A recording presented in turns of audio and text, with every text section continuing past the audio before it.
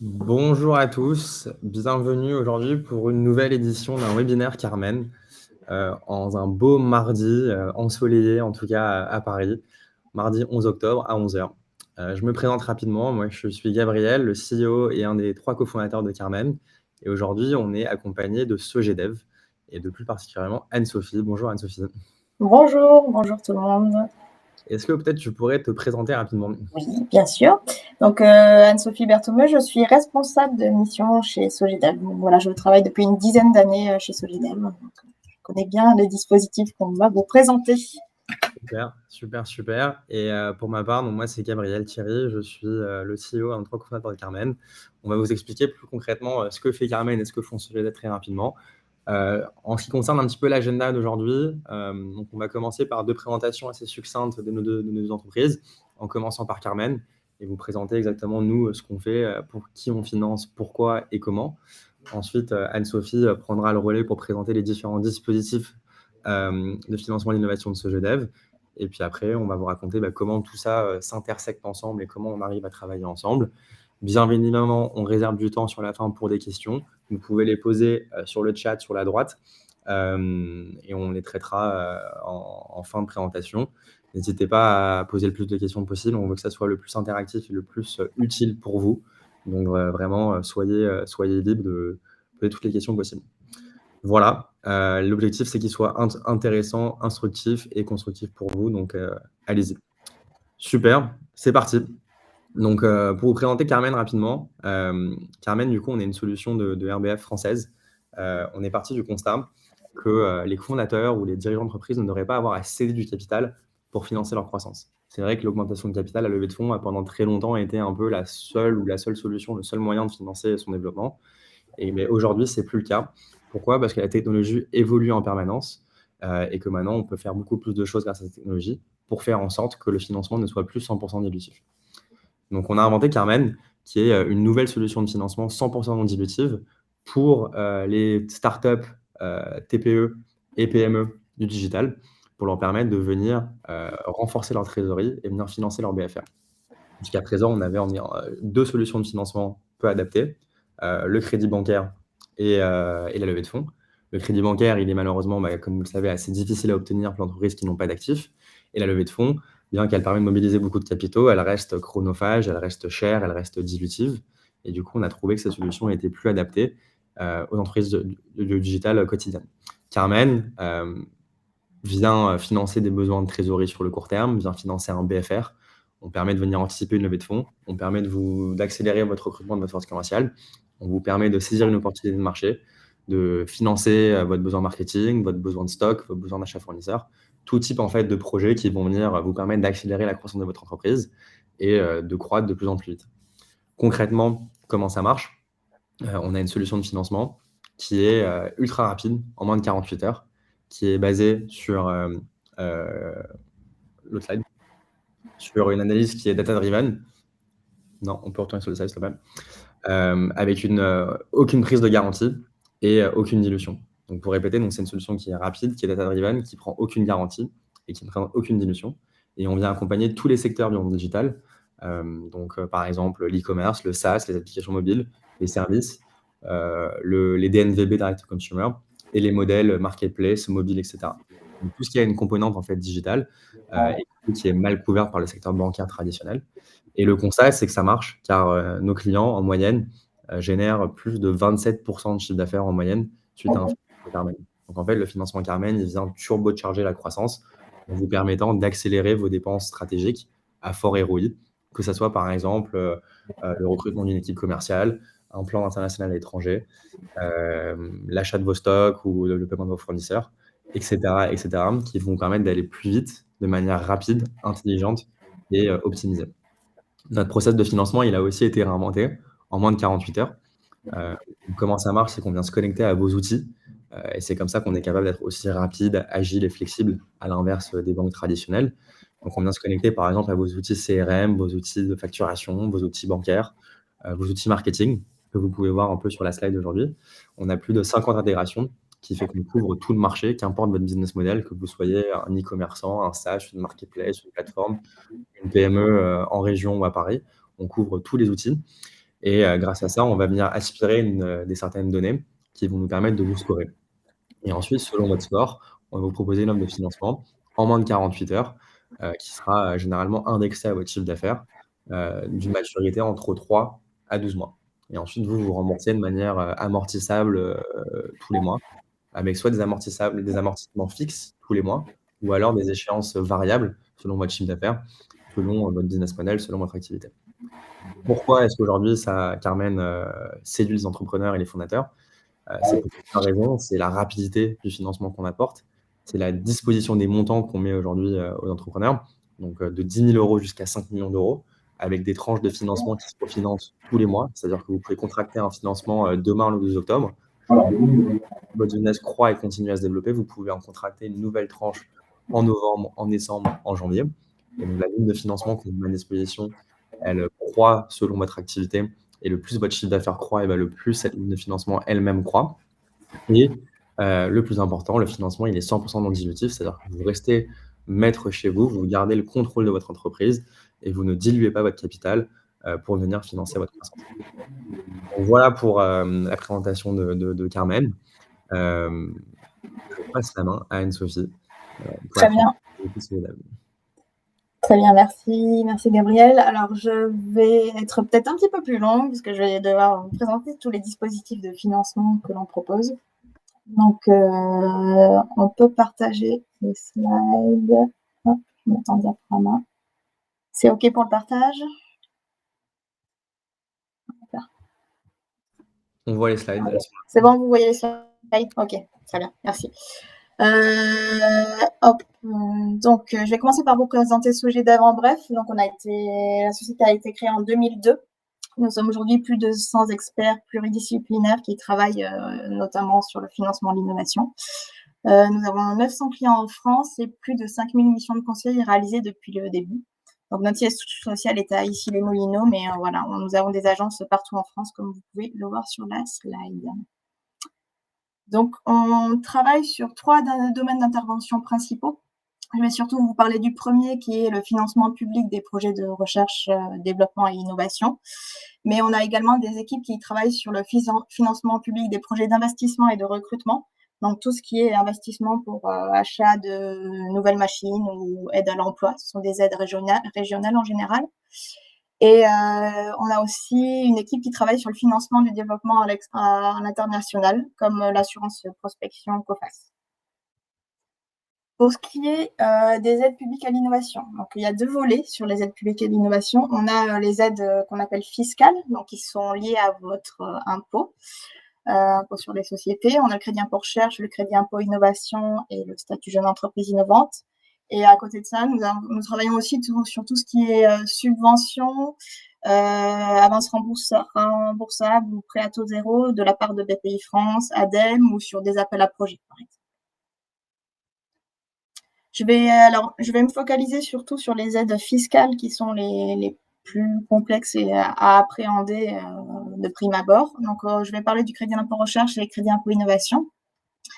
Donc, on se pose la question souvent de qu'est-ce qui fait que mon entreprise ou mon projet va être éligible au crédit impôt recherche. Donc, il faut que vous puissiez présenter en fait des travaux qui ont une perspective académique.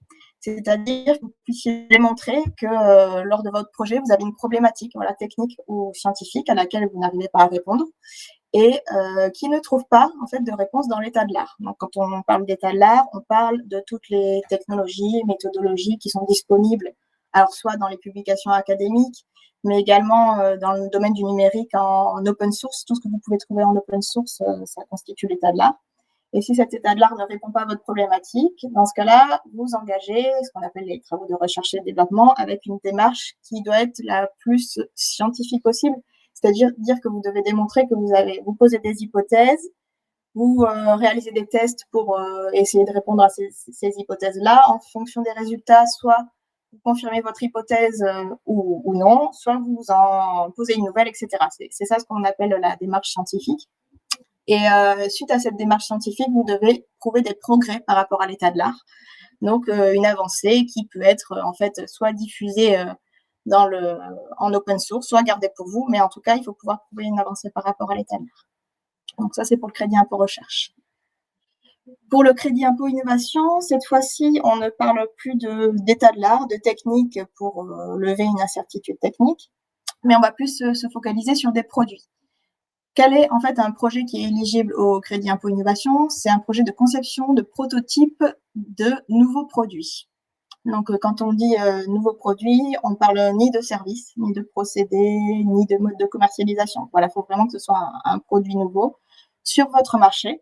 Donc, votre marché, il faut pouvoir bien le définir en termes notamment de secteur géographique. Par exemple, si vous développez un produit destiné au marché français, que vous avez un concurrent sur le marché australien, admettons, qui fait à peu près la même chose que vous, vu que vous n'êtes pas sur le même marché, on considérera que votre produit est nouveau sur le marché considéré, c'est-à-dire sur le marché français. On pourra prouver du coup que vous concevez des prototypes de nouveaux produits sur votre marché.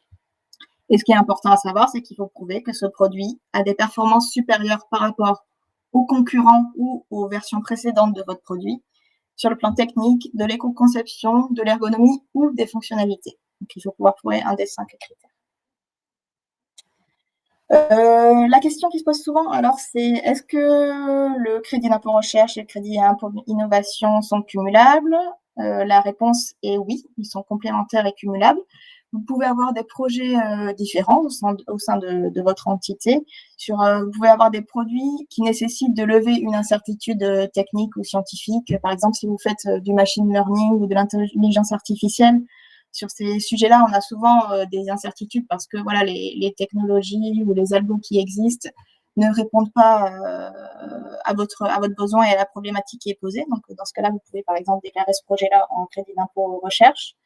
Et à contrario, avoir des projets qui sont surtout nouveaux, des produits nouveaux, mais qui ne nécessitent pas des développements trop complexes et qui sont simplement innovants. C'est la bonne idée, en fait, qui n'est pas spécialement complexe à mettre en œuvre. Et dans ce cas-là, le projet sera éligible au crédit impôt innovation. On peut aussi, au sein d'un même projet, avoir des phases éligibles au crédit impôt recherche, souvent les premières phases de développement, et le reste éligible au crédit impôt innovation. C'est possible. Donc, il est nécessaire pour le CIR ou le C2I de bien distinguer pour chaque dispositif les activités qui sont éligibles. Donc, il est intéressant qu'au fur et à mesure de l'année, vous puissiez noter quelque part que vous pensez que ce projet peut être éligible au CIR ou au C2I et les raisons pour lesquelles ils peuvent être éligibles. Donc, noter les problématiques principales, les technologies de l'état de l'art qui permettent pas forcément d'y répondre complètement. Et pour le C2I, essayer de faire un benchmark des solutions du marché pour voir si votre projet est vraiment innovant par rapport au marché. Et ce qu'on rencontre beaucoup dans les contrôles fiscaux aujourd'hui, donc c'est important de bien sécuriser ça, c'est les temps éligibles. Donc, il faut que vous ayez un outil de suivi de temps pour tracer le temps que les personnes passent à développer vos produits pour pouvoir ensuite, derrière, faire votre déclaration des dispositifs. Gardez aussi bien les CV et les diplômes des personnes qui ont participé au projet, qui sont très utiles en cas de contrôle fiscal. Donc voilà, d'où l'intérêt d'avoir en fait un suivi de projet bien détaillé. Et voilà, là-dessus, nos experts peuvent vous conseiller sur des outils adéquats. Je passe sur les frais qui sont éligibles au crédit impôt recherche et crédit impôt innovation. Donc, ce sont à peu près les mêmes frais avec des variantes pour l'un ou l'autre des dispositifs. Donc, on a tout ce qui est frais de personnel, c'est-à-dire toutes les rémunérations brutes chargées affectées à la R&D ou à l'innovation. Pour le CIR, ce qui est intéressant, c'est d'embaucher des jeunes docteurs parce qu'on peut doubler finalement leur salaire dans l'assiette de dépenses pour le crédit impôt recherche. Il est important aussi de tracer l'amortissement du matériel. Par exemple, si vous avez des PC, on peut prendre l'amortissement du matériel acquis neuf dans l'un ou l'autre des dispositifs. Les frais de sous-traitance sont aussi éligibles aux deux dispositifs. Donc, jusqu'en 2021, on pouvait, pour le CIR, notamment prendre en compte les frais de sous-traitance publique sans qu'ils aient nécessairement besoin d'un agrément. Là où la sous-traitance privée, les organismes ont besoin d'un agrément. Et on pouvait également doubler les dépenses de sous-traitance dans le crédit d'impôt recherche. Par contre, voilà, cela va disparaître en 2022. Pour les frais engagés en 2022, cette condition n'est plus valable. On a également les frais de prise maintenant, c'est dépôts de brevets, auxquels on ajoute les dépôts de dessin et modèles pour crédit impôt innovation. On doit déduire par contre de l'assiette de dépenses des deux dispositifs les subventions et avances remboursables que vous auriez pu obtenir et qui auraient financé les mêmes dépenses tout simplement. Voilà, on ne peut pas financer une même dépense à la fois par le crédit d'impôt recherche et à la fois par une avance remboursable de la part de BPI par exemple. Donc, c'est un calcul et une optimisation à faire, mais là-dessus, on peut également vous conseiller là-dessus sur la meilleure optimisation à faire pour maximiser les aides d'un côté comme de l'autre, parce que voilà, elles ne sont pas incompatibles, mais voilà, il faut optimiser tout ça. Et on doit retraiter les prestations de conseil en CIR de l'assiette de dépenses. Voilà, ne pas oublier qu'on peut aussi ajouter des frais de normalisation, de veille technologique pour le crédit impôt recherche. Donc, quand on dit veille technologique, c'est par exemple participation à des congrès scientifiques. Donc, pour résumer, le crédit impôt recherche, le crédit impôt innovation. Pour le crédit impôt recherche, on va prendre en compte 30% de l'assiette de dépenses présentée précédemment pour avoir le montant de votre aide, jusqu'à 100 millions d'euros de dépenses et 5% au-delà. Et pour le crédit impôt innovation, 20% des dépenses éligibles. Donc, il est plafonné, le crédit d'impôt innovation, à 400 000 euros de dépenses, ce qui fait 80 000 euros de crédit d'impôt. Comment on les utilise? Comment ça se passe? Donc, on les impute sur votre impôt sur les sociétés. Par contre, si vous n'avez pas d'impôt à payer, dans ce cas-là, vous pouvez bénéficier du remboursement immédiat si vous êtes, par exemple, PME ou si vous bénéficiez déjà d'un statut jeune entreprise innovante, par exemple, ou si vous êtes une société nouvelle. Donc, ce sont des conditions qui font que vous pouvez obtenir directement le remboursement si vous n'avez pas d'IS à payer. Si jamais voilà, vous n'êtes pas PME, vous n'avez pas d'impôt à payer, dans ce cas-là, vous avez 3 ans pour récupérer la créance. Et au bout de 3 ans, si vous n'avez toujours pas d'impôt sur lequel imputer cette créance-là, elle vous sera remboursée. Vous pouvez également mobiliser auprès d'un établissement bancaire votre crédit d'impôt recherche et crédit d'impôt innovation. Vous déclarez tout cela au moment de la clôture de votre exercice fiscal, donc en accompagnement de votre déclaration de solde d'impôt sur les sociétés. Et voilà la raison pour laquelle il faut bien sécuriser les dispositifs, c'est que l'administration fiscale peut revenir dessus pendant 4 ans. Voilà, 4 ans après votre déclaration.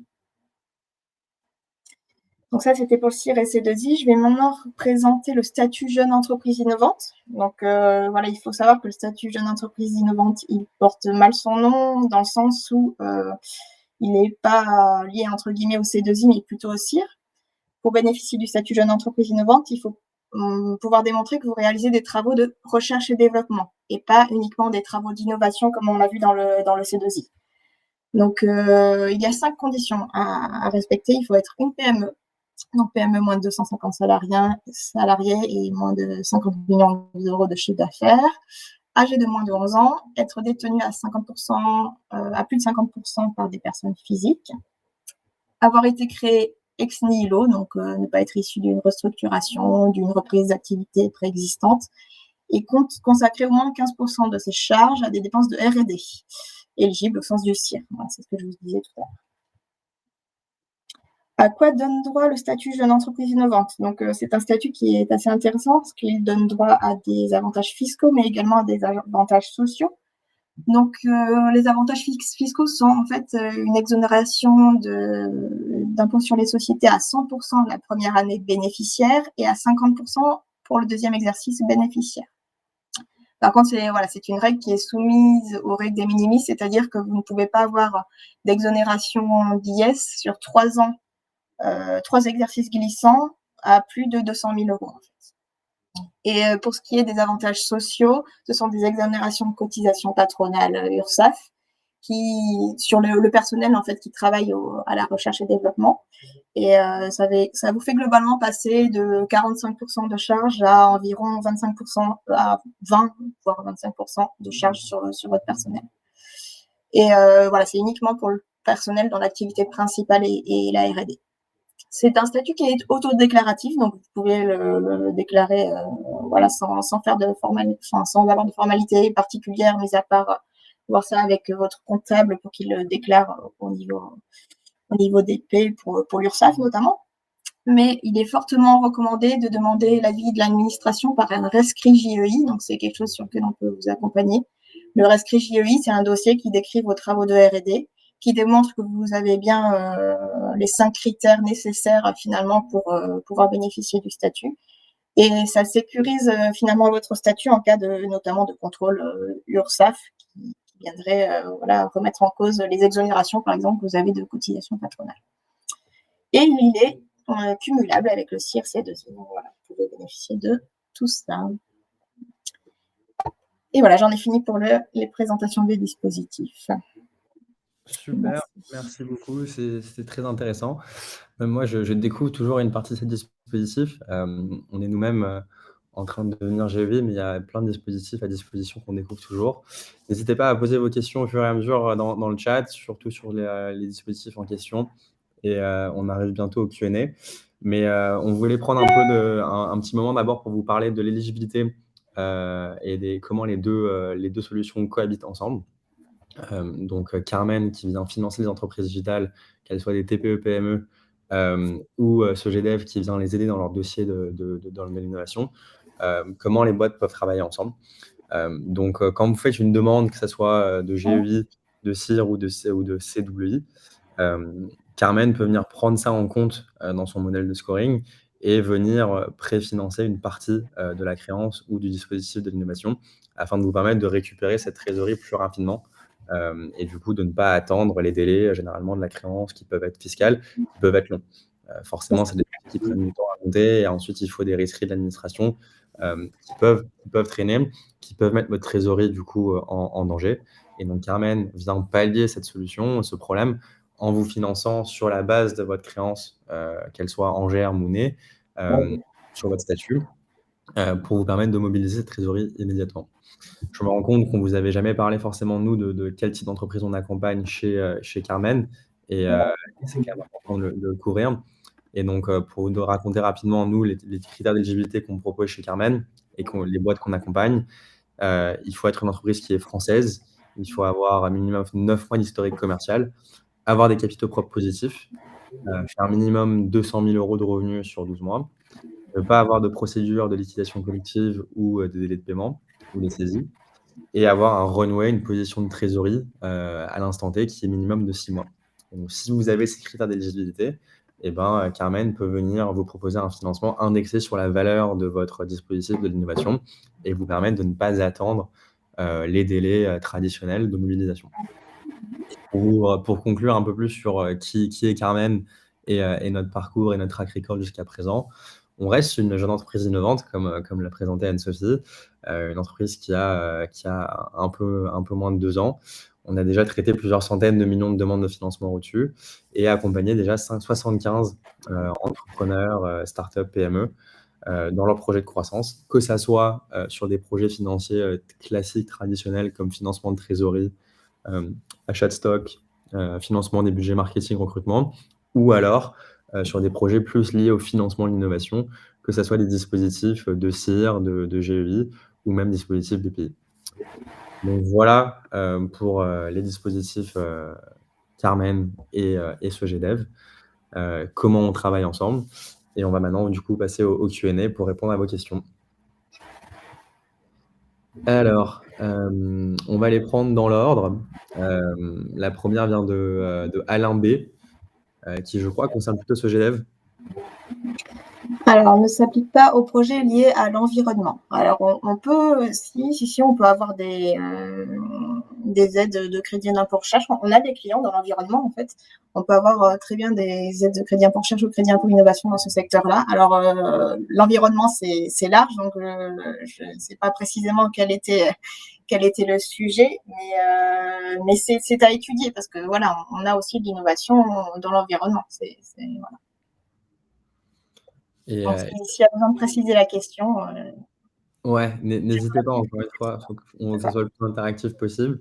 Et si jamais elle était liée à Carmen, mais je crois qu'elle a été posée pendant ta présentation, Sophie, Carmen bien évidemment finance d'entrepreneurs dans l'environnement.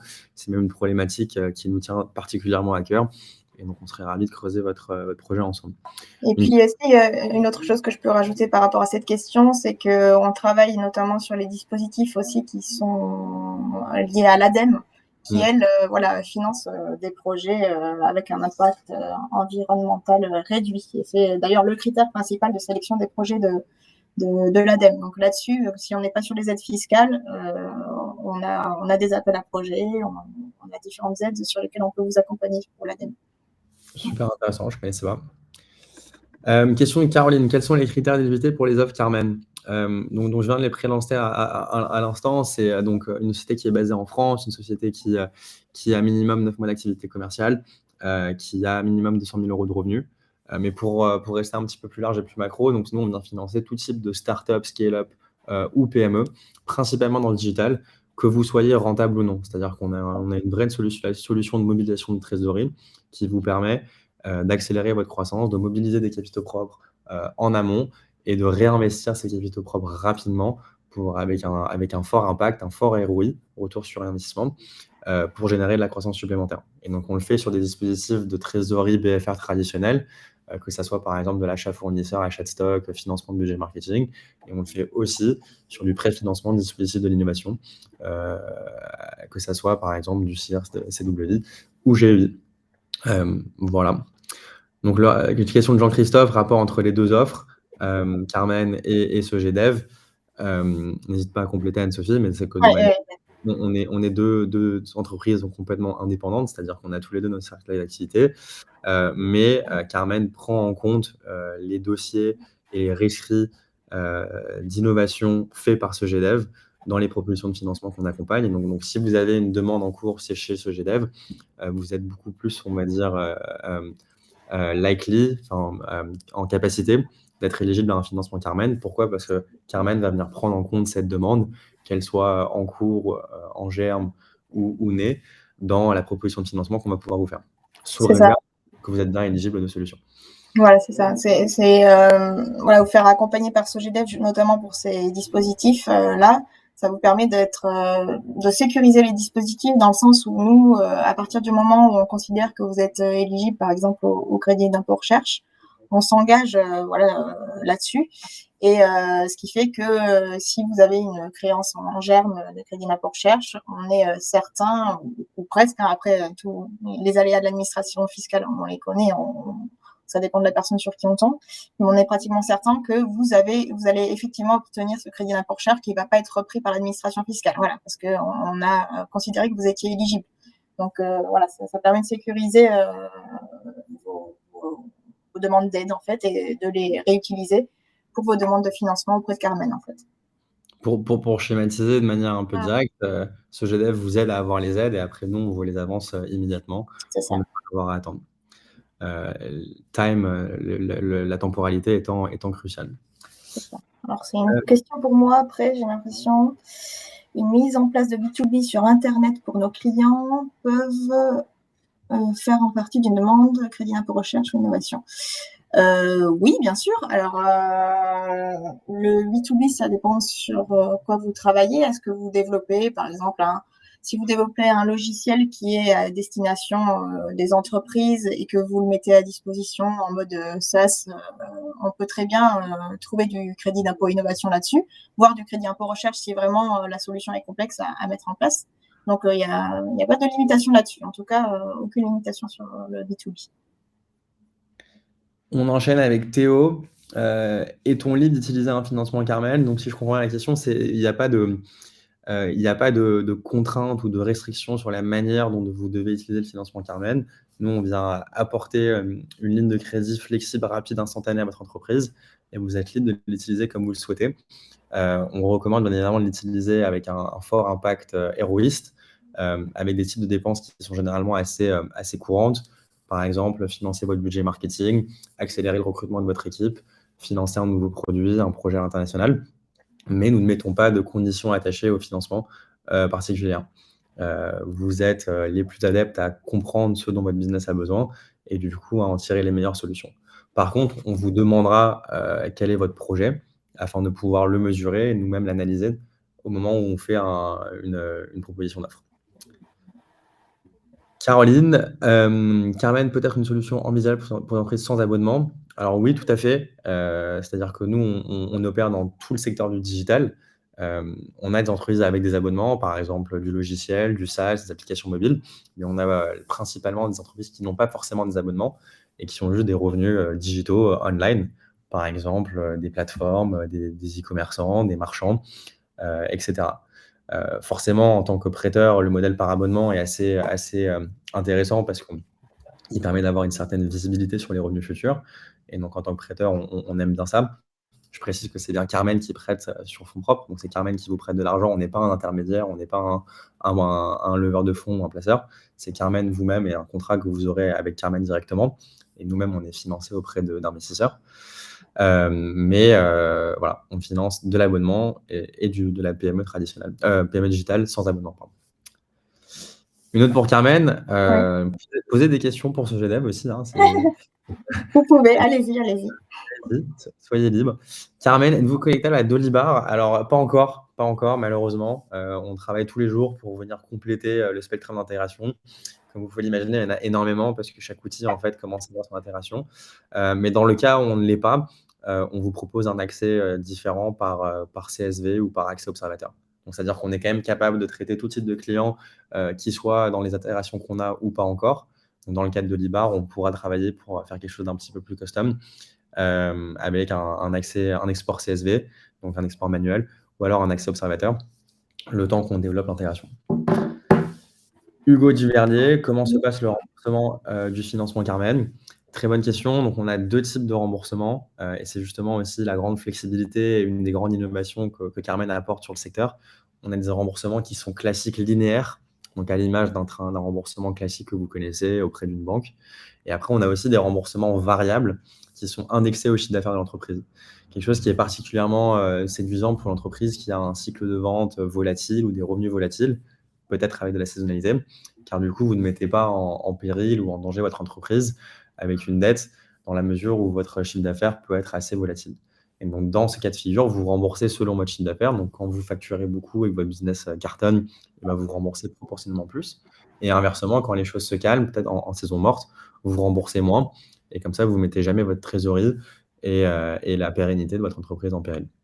Et on a justement, nous, lancé cette solution sur le marché en France pour apporter beaucoup plus de confort et de flexibilité aux dirigeants et aux fondateurs dans la manière dont ils prennent une dette à court terme pour accélérer leur business en ayant uniquement, on va dire, la valeur ajoutée, c'est-à-dire l'accélération de l'argent, le ROI derrière, mais en essayant de minimiser au maximum toutes les contraintes derrière, surtout vis-à-vis de l'endettement. Une question pour ce GDEV. Pendant combien de temps le CIR peut-il être remis en cause par l'administration? Donc, il peut être remis en cause pendant 4 ans. Donc, je précise ces 4 ans, c'est-à-dire que vous avez finalement jusqu'à la fin de la 3e année qui suit celle de votre déclaration pour avoir un contrôle fiscal et pour que l'administration le reprenne. C'est-à-dire que votre CIR 2022, là, que vous allez déclarer en 2023, il peut être repris jusqu'en fin 2026. Donc voilà, ça laisse un temps assez long. Pour sécuriser, si vous êtes assez inquiet sur ce sujet-là, pour sécuriser, vous pouvez demander ce qu'on appelle un rescrit CIR auprès de l'administration fiscale en amont de vos projets ou alors en cours. Pour demander si vous êtes éligible au niveau technique déjà. Donc, vous présentez votre projet, elle va vous faire un retour sur l'éligibilité technique parce qu'elle va envoyer le rescrit en fait au ministère de la Recherche qui, lui, va mandater un expert pour analyser, un expert du secteur universitaire pour analyser le projet et vous dire si c'est éligible. Et en même temps, vous pouvez poser des questions à l'administration fiscale sur des sujets plus administratifs. Voilà, peu importe la question que vous vous posez, elle vous donnera un avis. Et dans ce cas-là, ça sécurise votre crédit d'impôt en charge pendant les 4 ans.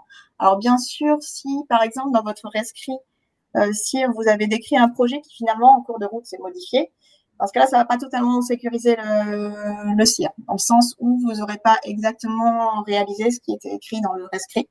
Donc voilà, il faut bien faire attention à avoir quand même assez avancé dans votre projet pour pouvoir déposer un rescrit CIR, quand bien même vous ne pouvez pas le déposer après le projet en fait. Le mieux, c'est de les poser en cours de projet, juste avant de terminer, histoire d'avoir quelque chose de bien ficelé et de sécurisé. Voilà. On arrive à la fin de notre chronomètre, donc on va peut-être prendre une ou 2 dernières questions. Donc, allez-y, posez-les, à moins qu'on doive finir. Je vois une dernière question là sur le chat de Mokan. Dette à court terme, mais à quel coût? Donc pour Carmen. Donc on a nos financements, ils sont sur des maturités d'entre 3 et 12 mois et le coût est indexé en fait à la maturité. Et généralement, nous, on va prélever une commission de 3 à 8 du montant avancé. Donc on est sur des coûts très compétitifs qui vont nous permettre d'accélérer. C'est beaucoup moins cher que tout ce qui va être dilution de l'equity, dilution d'un tour de table, par exemple. Mais qui est plus cher, par exemple, qu'un financement bancaire, ça c'est clair, mais qui a d'autres avantages, la flexibilité, la rapidité, la capacité à accompagner sur le long terme avec des tranches de financement additionnelles et subséquentes. Donc concrètement, 3 à 8 Voilà, mais Anne-Sophie, merci beaucoup. Merci pour ta participation, c'était super. On espère que vous Merci avez à toi trouvé aussi. ça. Comment est-ce qu'on peut te joindre, Anne-Sophie? Si jamais ils ont des questions. Par mail ou par téléphone, par mail sur l'adresse asbertomeu@sogedev.com. Tu veux la mettre dans le chat? Et Oui, moi, je je vais peux. mettre. Donc voilà, tous les deux joignables par mail. Moi, c'est gabriel@carmen.io. On va vous le mettre dans le chat. N'hésitez pas à nous contacter. Encore une fois, on organise ces webinaires pour répondre à vos questions, pour vous aider.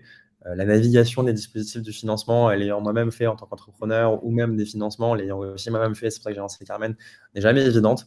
Et nous, on espère y apporter un peu notre goutte de transparence et de clarté sur différents dispositifs, sur différents schémas, sur différentes solutions. Donc, rentrez en contact avec nous et nos équipes seront ravis de vous aider, de vous diriger. Que vous soyez éligible ou non, encore une fois, on est là pour vous aider. Et si vous n'êtes pas éligible tout de suite, vous le serez peut-être demain. Donc voilà. Merci pour votre écoute, merci pour votre participation. Anne-Sophie, merci. Merci à toi, merci à vous tous. Et voilà, n'hésitez pas à me contacter pour tout ce qui est financement de vos projets innovants, mais même, comme je l'ai présenté, pour voilà, votre développement à l'international ou des investissements particuliers, on pourra vous accompagner dessus. Entendu. À bientôt. À Au revoir. bientôt, merci, au revoir.